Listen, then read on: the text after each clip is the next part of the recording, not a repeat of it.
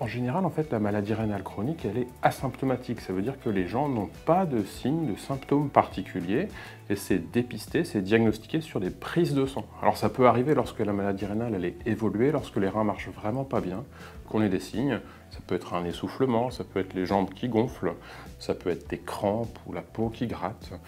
Mais globalement, la maladie rénale, lorsqu'on la diagnostique, en général, il n'y a pas de symptômes particuliers.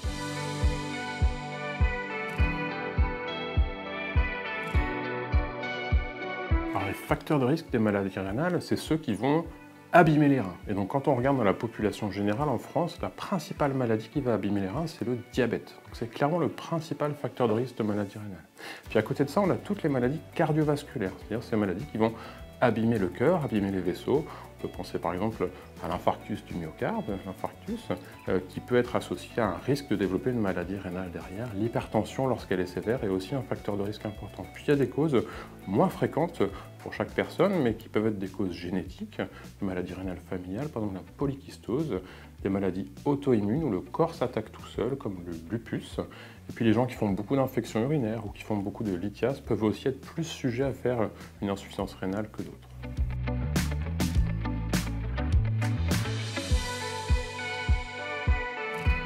Alors comme je vous dis, c'est souvent asymptomatique, mais il peut y avoir des premiers signes en lien avec la cause de la maladie rénale. Par exemple, les urines un peu mousseuses, par exemple un peu de sang dans les urines.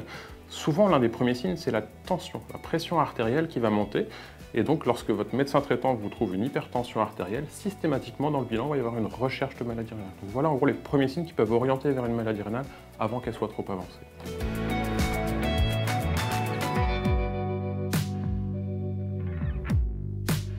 Alors, le professionnel de santé qui s'occupe des maladies rénales, c'est un néphrologue.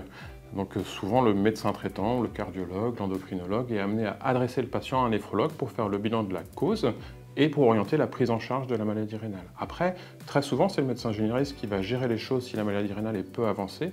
Mais lorsqu'elle est plus avancée, c'est vraiment le néphrologue, le spécialiste référent qui va orchestrer la prise en charge de la maladie rénale dans le cadre d'une prise en charge globale des maladies du patient.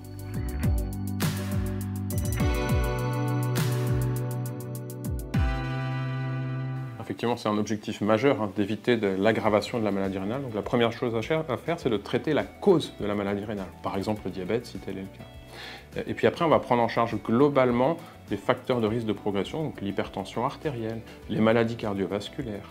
Puis on va adapter le mode de vie, le régime également, essayer de ne manger pas trop de protéines et pas trop de sel.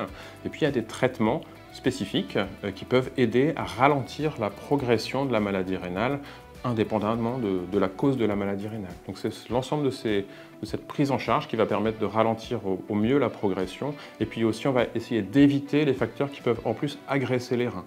Par exemple, des anti-inflammatoires ou certains traitements qui peuvent être prescrits, qui peuvent par eux-mêmes aggraver le déclin de la fonction rénale. C'est l'ensemble de ces mesures-là qui sont protectrices pour le rein.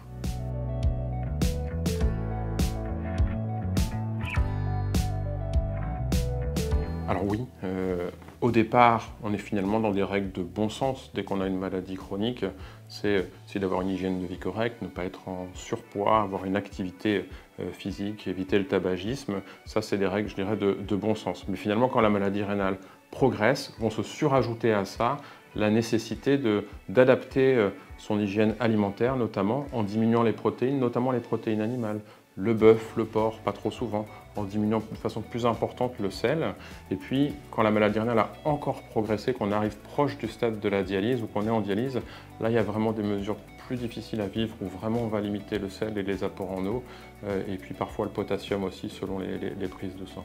Donc effectivement, avoir une maladie rénale chronique, ça implique des modifications du mode de vie, tant en alimentation qu'en hygiène de vie un peu plus globale, avec une activité physique qui doit être préservée le plus longtemps possible. L'activité régulière, 30 minutes par jour, par exemple, de marche rapide, ça c'est déjà très bien.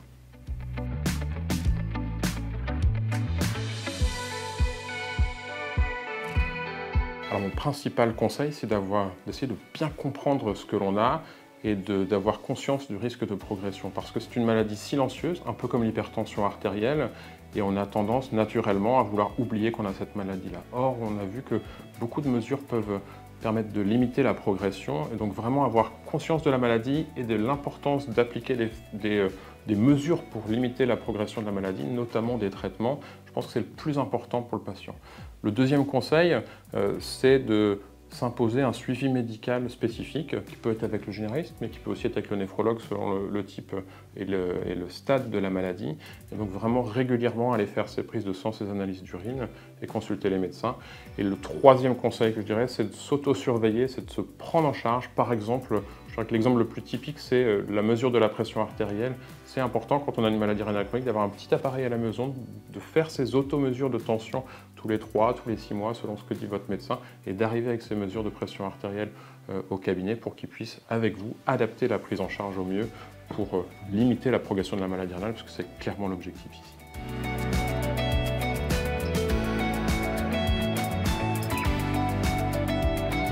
Bien prendre en charge une maladie rénale, ça peut améliorer les choses sur d'autres maladies, notamment les maladies cardiovasculaires, parce que l'insuffisance rénale, elle a un retentissement cardiaque, elle a un retentissement sur la pression artérielle.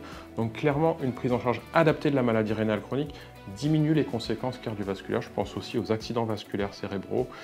Ça fait partie des bénéfices attendus d'une bonne prise en charge de la maladie rénale.